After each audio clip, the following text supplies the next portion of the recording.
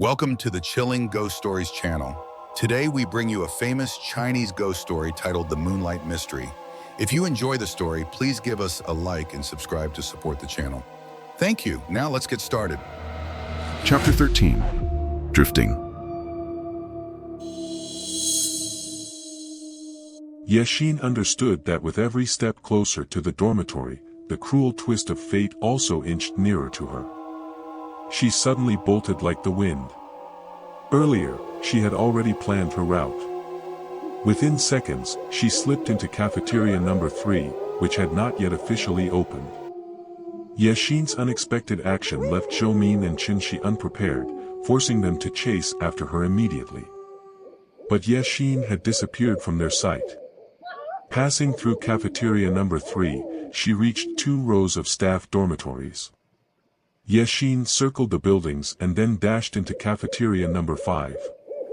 After a few sharp turns, Yexin managed to shake off her tails, Zhōu Mǐn and Chén Xī. She slowed down, her breathing gradually steadied, and she calmly walked past cafeteria number 5 into the market street, where she felt much safer. As she walked down the short stretch between 2 rows of small shops, Yexin suddenly heard the pounding of footsteps behind her. Turning around, she saw 2 familiar faces. It was the same security guard she had encountered earlier that morning. Once again, Yexin had no choice but to run for her life. Running through the market street, she reached the water boiling station, which wouldn't start providing hot water until 5:30 a.m. At this time, no students were there to fill their thermos flasks, and the area in front of the station was deserted. Yexin dashed past the first row of taps and looked back to see the 2 guards in pursuit. They charged toward her. Yexin veered around the boiler station and headed for the public bathhouse, blending into the crowd of people there for a bath. Remembering she still had a bath ticket in her wallet, she handed it to the attendant at the entrance. The 2 security guards ran right past the entrance. Yexin heaved a sigh of relief as she stepped out of the bathhouse. Suddenly, a voice from the loudspeakers above blared, "Attention, students. The student office and the security office of the Jiangjing Clinical Branch urgently need your help. Female student Yexin has gone missing. Yexin is seriously ill and needs immediate treatment. If any teachers or students see Yexin, please escort her to the student office immediately." When last seen, Yexin was wearing a long-sleeved blue shirt, white jeans, stood 1.63 meters tall, weighed approximately 50 kilograms, and had long hair.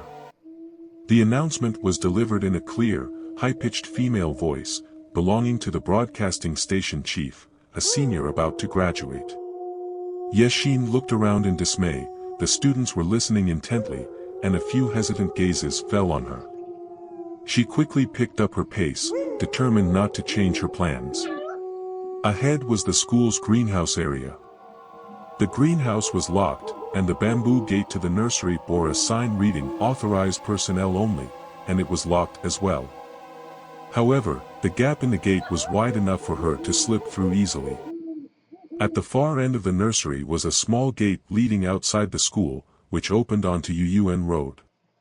Yexin briskly stepped out of the nursery, but the security guards were still behind her, along with Zhōu Mǐn and Chén Xī. The sharp eyes of the public left her with nowhere to hide.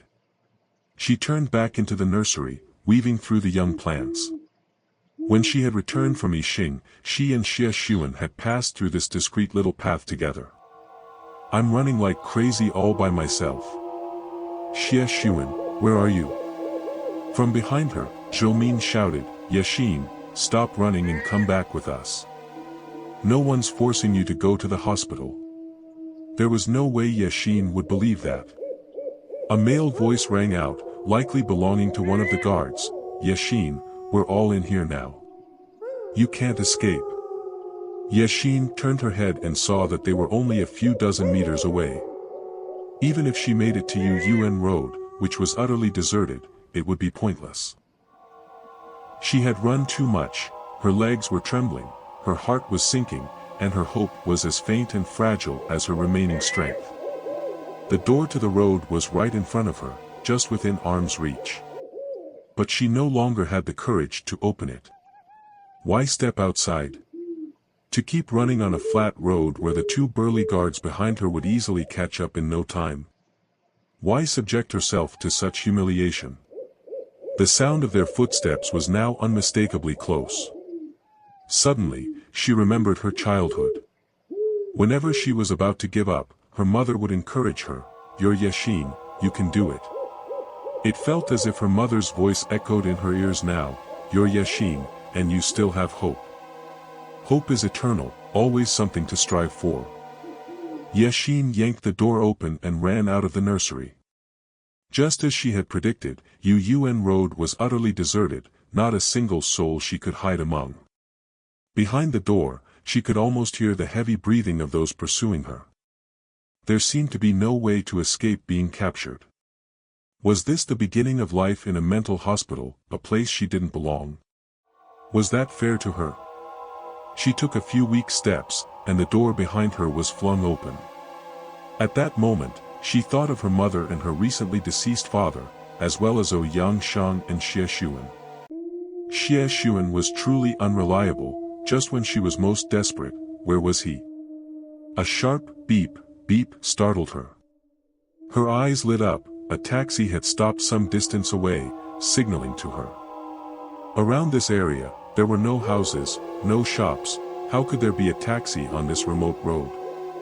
The taxi sped up and braked sharply beside her. The driver asked, "Are you Yashin?" Yashin saw no reason not to believe what was unfolding before her eyes. Her voice trembled as she replied, "Yes, that's me." "Get in," said the driver. The guards had reached the doorway, but Yashin quickly got into the car.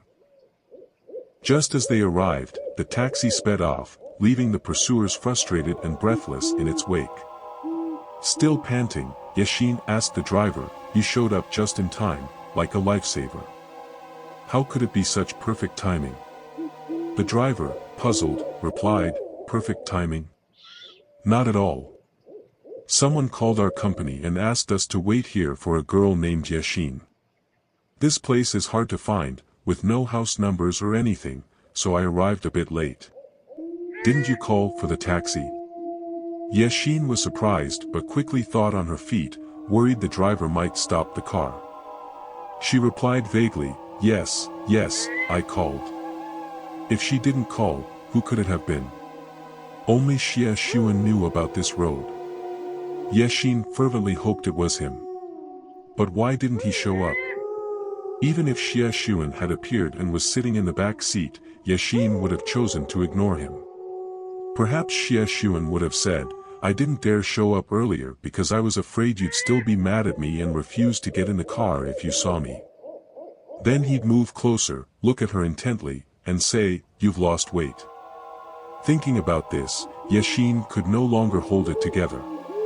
A storm of fear, anxiety, doubt, longing, and resentment welled up inside her. She wanted to lash out at Xie Xuan, cry her heart out, and scold him, "Where have you been these past few days? Why didn't you come to find me? How could you be so petty?" Then, softening, she would add, "You don't know how much I've been missing you these days." But Xie Xuan didn't show up. Yashin maintained her usual composed demeanor, sitting silently, though her tears, too weak, kept falling uncontrollably. The driver, hearing her sniffles, glanced back and saw her crying. Awkwardly, he asked, "What's wrong? Don't cry anymore. Did those people earlier threaten you?" Yashin nodded, then shook her head. The driver found her behavior strange. Suspicious, he radioed his dispatcher, "This is car 2875. I'd like to confirm whether the person who called for the taxi was male or female." "What's the point of asking?" "It was a woman," replied the dispatcher wearily. "A woman? Then it wasn't Xie Xuan who called. How could this be? Who else could have known she would take the back gate out of the nursery? And if it was true, why didn't Xie Xuan come? Did he not realize how much she needed him?" "Where are you heading?" asked the driver, now more at ease. He had only intended to ask this question. Xin hesitated briefly but quickly responded, to the train station. Xie Xuan, where are you? Xin didn't dare think further. Just as she was about to contemplate more, a faint pain spread in her head. The driver glanced at her and asked, "You don't have any luggage. What are you going to the station for?" Xin suddenly realized and thought, this is bad.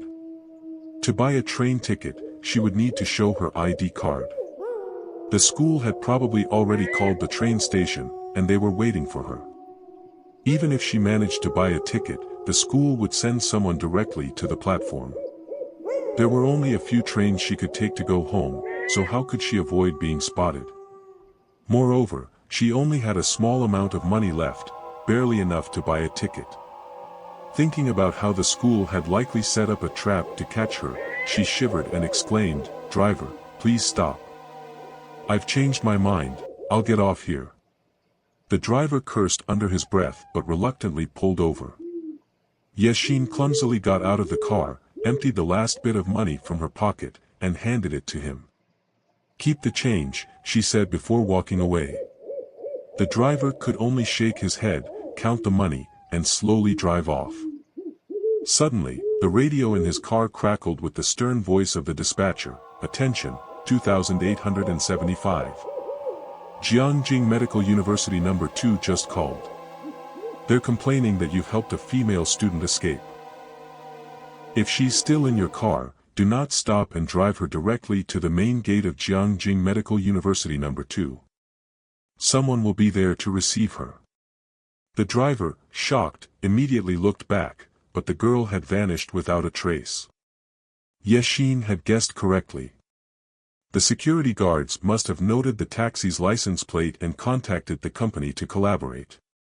If she had gotten out even a moment later, she would have been caught like a fish in a barrel. Where to go now? Xin made a decision that even she found surprising, to return to the school. She wasn't far from it, and wandering around would only draw more attention. The school would surely mobilize its resources to find her, perhaps even announce a "missing person" notice on television. Besides, since they'd already seen her escape, they wouldn't expect her to have the guts to return. Within the school grounds, vigilance would be lower. It was a well-worn strategy. The most dangerous place is often the safest. Xin even suspected they might have forgotten to lock the nursery gate. The more she thought about it, the more feasible her plan seemed. But once she returned to school, then what? The broadcasting station. Every evening, the station stopped operating at 6:30, and no one would typically be there afterward. The room was small and stuffy, with only the station chief and Xin holding the keys to the door. Considering that the chief had just announced a search for her earlier today, it was unlikely anyone would suspect she'd hide there. Night fell at just the right moment. A light rain also came, cooling the oppressively humid air of the past few days.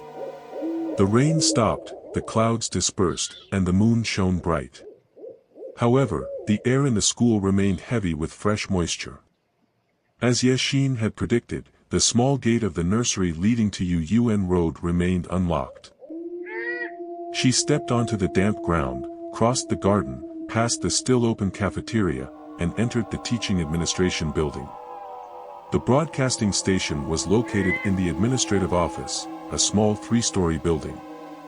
Built in the 1950s, it stood slightly askew from the old administrative building. Most administrative departments had since moved to a newly donated facility, leaving it as desolate and empty as the old building. Rumor had it that it would soon be repurposed as a laboratory for zoological experiments. At night, this little administrative building was rarely visited. At that moment, Xin could hear the sound of her own footsteps echoing through the hall. Still, her nerves remained on edge. If only Xie Xuan were here, things would be so much better. But alas, he existed only in her imagination. Though people often said the broadcasting station was on the 3rd floor, it was actually in a small attic on the eastern corner of the building.